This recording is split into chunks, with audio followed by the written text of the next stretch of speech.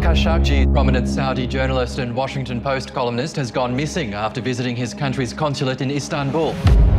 We knew that they would try to sweep the whole thing under the rug. The global response, the US response, UN response is bad boy, we're gonna let you get away with this one. Can you tell me what happened to Mr. Khashoggi? In October of 2018, the world learned of the brutal murder and dismemberment of Washington Post columnist Jamal Khashoggi. Khashoggi had been a government insider in his home country of Saudi Arabia, but his relationship with the ruling family, and particularly Crown Prince Mohammed bin Salman, or MBS, soured as Khashoggi became an influential advocate for free speech and human rights within the kingdom.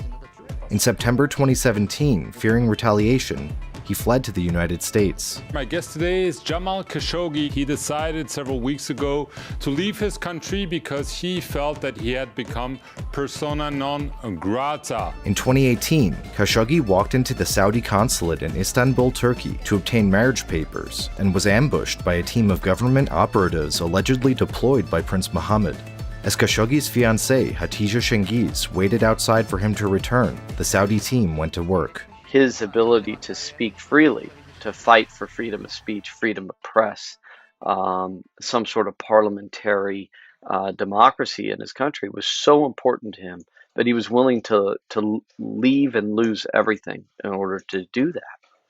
And in so doing, he finds himself in the crosshairs of Mohammed bin Salman, and this ultimately leads to his murder. And not just any murder, but a brutal, gruesome murder inside his own country's consulate while his fiancée is waiting outside believing that he's coming out with marriage papers. Bryan Fogel is the Oscar-winning filmmaker behind the 2017 Netflix documentary Icarus. 99% of Russian athletes are guilty of doping. Be very careful what was your recording. His new film, The Dissident, out now on VOD, contains shocking audio tapes, transcripts, and video surveillance footage of the Saudi operation that ended with Jamal Khashoggi being strangled to death and his body disposed of in several trash bags. That will send message to everyone else. You can kill everyone. The documentary features damning revelations, such as the Saudi team's efforts to cover up the murder after the fact by dressing a Khashoggi body double in the slain man's clothes and parading him in front of security cameras. You have video of him taking off those clothes and his fake mustache. So a lot of this seems like they should have known, or they knew, that they could not possibly get away with this. So how intentional do you think this was in terms of being a message to the international community? And what does that say about the Saudis that if they were trying to make this intentional, that they could dismember somebody in a foreign consulate and use that as a message to the world? I don't believe that Saudi Arabia believed they were going to get caught. I think the murder was botched. They didn't know that there was a listening device in the consulate. They had actually come to sweep the consulate for bugs 2 days before they murdered Khashoggi and didn't find the bug that was in the media room. Clearly, they were trying to plant the murder on Turkey with the body double. They were not expecting the fiancé to be waiting for him outside with his phones, with his devices. Then, because they would have confiscated those devices, and those devices, also revealed Pegasus on his phone. Using Pegasus, a spyware tool that the Saudis allegedly installed to eavesdrop on Khashoggi's conversations, they discovered that he was communicating with a young dissident living in Canada named Omar Abdulaziz. I know why Jamal was killed. It's because of me. Once you start working with us, you're not just a journalist, you're a dissident. As the film recounts, Prince Mohammed also attempted to go after Abdulaziz. There's a team is going to kill you soon. We see in the film that before killing and murdering Khashoggi, Saudi Arabia sends a rendition team to Omar Abdulaziz in Canada. And he's smart enough to have recorded these conversations in which they basically are going, Omar, come back to Saudi Arabia. We'll make you famous. You'll be a big celebrity. MBS likes you. He likes that you're dissenting against him. He thinks you're great. Really? The dissident also exposes widespread efforts to cover up or gloss over Khashoggi's killing. You, in the film, see Agnes Callamard go in front of a UN Human Rights Committee, lays out this crime, that the CIA and all the other intelligence agencies in the world have validated. And the United Nations does nothing. Gutierrez doesn't take it to the Security Council, doesn't go to the General Assembly. There's no trial in The Hague in the Netherlands. I mean, right?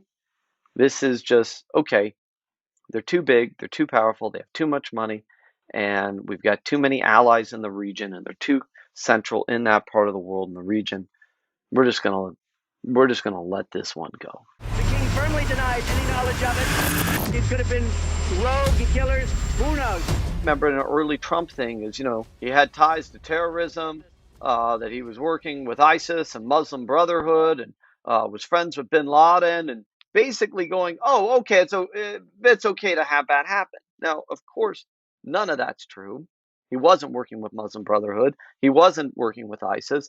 Yes, he knew bin Laden. He knew bin Laden in the 1980s when the United States was supporting bin Laden, when we thought he was our ally. He wasn't a radical. He wasn't a terrorist sympathizer. Basically, what the prince need to do is just unplug government support to radicalism, and radicalism will die. The radicals in Saudi Arabia, most of them are within the government service, the government payroll. All of a sudden, there was a justification for why somebody should be murdered in such a manner. And that should not alter the narrative. And that's, one of the main reasons, why I also wanted to make the film.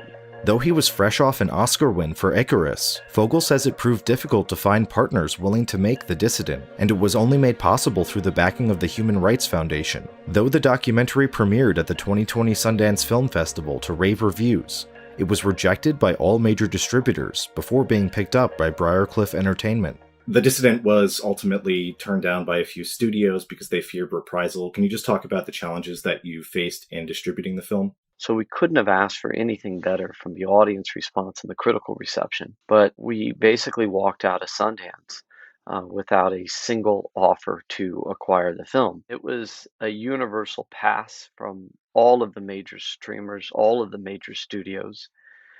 And what was going on behind the scenes there is that every single one of these major streamers, major media companies that are now global companies made the decision those issues are not as important as subscriber growth, as being able to take investment from the kingdom, as protecting your investment and business interests in the region, and not upsetting their allies such as the Emirates and Egypt and India and everywhere else where Saudi Arabia is highly invested.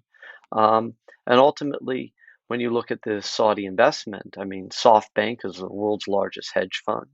The Saudi Sovereign Wealth Fund is the world's largest fund for investment. And so their tentacles are so deep, and I understand it. I'm not mad at them. I understand the predicament.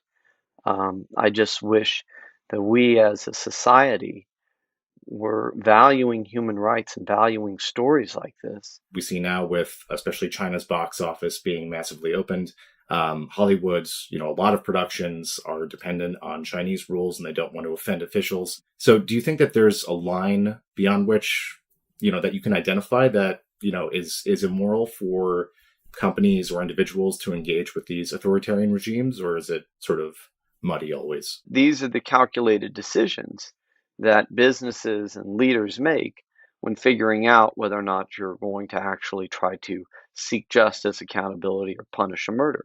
And what we see here, in this case, the stakes are too high. $450 billion worth of things ordered from a very rich country, Saudi Arabia.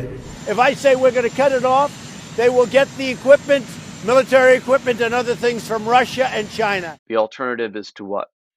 Lose hundreds of billions of dollars of weapon sales globally, to not have those hundreds of billions of dollars of liquidity for investment into outside companies, tech companies, banks, etc.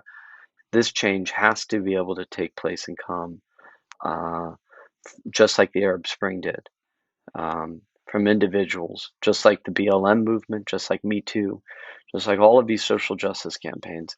They have to come from the people, because they're not going to come from the businesses and it's not going to come from the government. We know that many are trying to use this painful thing. All our mega projects are ongoing. Our war on extremism is ongoing. Our war on terrorism is ongoing.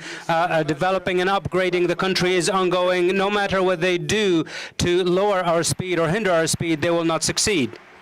The Crown Prince of Saudi Arabia, a friend of mine, a man who has really done things in the last 5 years in terms of opening up Saudi Arabia. We saw the Trump administration sweep this under the rug in a pretty disgusting way. But, Obama sold arms to Saudi. It's been the same way for the, past several presidents. Bush, we've had very close ties to Saudi Arabia for all the reasons that you just mentioned. Given how horrific this crime was and how much publicity it got, is there anything that could happen, in geopolitics that could change that status quo?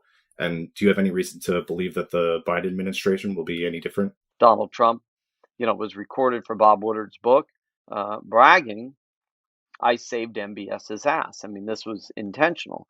But what I did see in going with Hatice to Washington and having her meet with everybody from Nancy Pelosi to Lindsey Graham, I saw a real desire among both houses, bipartisan, that we must re-examine our relationship with the Saudis, and there needs to be some sort of justice for Jamal. There needs to be accountability for Jamal. And Biden has come out publicly, second year anniversary of Khashoggi's murder.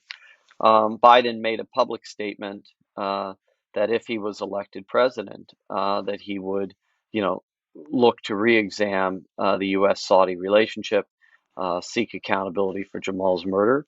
So he has publicly stated that, and I guess we'll see how it goes as he takes office. This so-called Davos of the desert. The forum that was designed to attract international investment. The new Europe is the Middle East.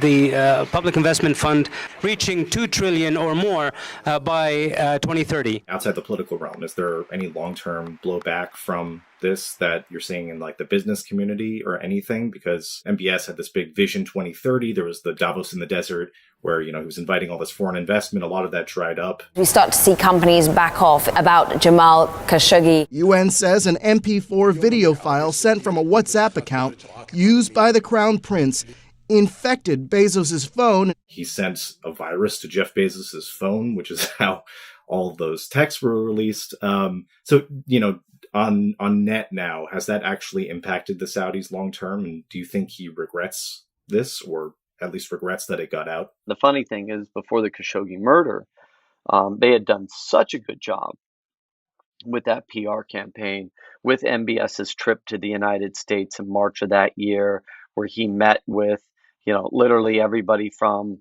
Obama to Bush to Bezos to Elon Musk to Larry Ellison to Bill Gates. I mean, it was, and he was in a suit and he's young and he was painted as the great reformer. And they bought it. We bought it. Everybody was like, wow, this guy is really got an open mind. He's going to change things. And what we saw in the Khashoggi murder, his arrest of Lujan al-Hatul, the women's activist, the arrests and crackdown of thousands and thousands of people who had any opinion of dissent, the purge at the Ritz-Carlton among other members of his family and anybody who held wealth in that country. We saw basically the contradictory actions of a totalitarian regime, that what was being painted to the outside world and being supported through a massively funded PR campaign was the exact opposite of what was really going on in the kingdom. And that's what put Jamal in MBS's way, because Jamal was out there going, okay, this is great that you want to do all these things and all of this is positive for our country, but you can't do that and also lock up people and behead them and put them on trial and torture their families and et cetera, if they don't agree with you. That's not evolving. That's the Dark Ages. And Jamal spoke up about that, and that is, one if not the key reason why they murdered him. That is what I'm fearful of. It is becoming a one-man rule. He has a control on everything. He is creating an environment of intimidation and fear. Saudis are being silenced. Things are not being transparent, and that is not a good recipe for reform in Saudi Arabia. Fogel says he's most passionate about seeking justice and accountability for whistleblowers, dissidents, and other victims of totalitarian governments around the world. Were you the mastermind that cheated the Olympics? Yes. The film for which he won an Oscar in 2017, Icarus, provided crucial evidence on the Russian Olympics doping scandal, based on revelations from the former head of Moscow's internationally certified drug testing laboratory, Grigory Rodchenkov, who worked with Kremlin officials to implement the scheme. Was Putin aware of the existence of the Russian doping system? Yes. This all can be proved. It's quite mind-blowing. In the case of Icarus, me and my team ended up literally protecting the life of a whistleblower, bringing him to the United States, bringing his story to the New York Times, then following that story, shepherding him into protection. To this day, I've continued to try to protect him. Putin will kill me. Holy shit. 2 people connected with the Russian doping program are already dead. The fallout of Icarus, it was 5 months after the film came out. Russia was banned from the 2018 Olympics, and the IOC, the Olympic Committee, cited Icarus in their reasoned decision. So all these factors, just made me feel as a documentarian, a storyteller, that I wanted to continue on, journeys like that, making stories like that, knowing that the content really had a global importance of human rights, a story of not only a horrific murder, but in Omar Abdulaziz, his family and friends and brothers are jailed without charges, beheadings, 900 beheadings last year, most from young activists. And, the list goes on and on. And you mentioned Omar Abdulaziz. That's one of the other particularly wrenching moments that I found from the film was when he got a call from his brother begging him to stop because the Saudi government was torturing his brothers, or that he said he had 22 of his friends and his brothers had remained in solitary confinement in Jeddah. Icarus also featured, astounding tales of this whistleblower who gave up everything to tell his story. So what insight has that given you into what kind of a person does that, and how is that worth it for him to have everybody that he's ever known in his life be tortured and in prison in order to reveal this? I felt deeply connected to Hatice and the loss that this woman was going for, and I wanted to and still want to help her and roll up my sleeves and help her fight for justice for Jamal, because it shouldn't just be her. And I became deeply connected and found, a brother in Omar Abdulaziz and his journey. And I saw his truth was so important that he was willing to do and is willing to do anything for that. And the fact that his brothers would be tortured and sit in a prison for 2 years without charges simply because they know him and simply because he is speaking truth to power. That's why I made the movie. I made the movie to try to make an impact in the world and to fight for justice for Jamal so that his voice wasn't silenced.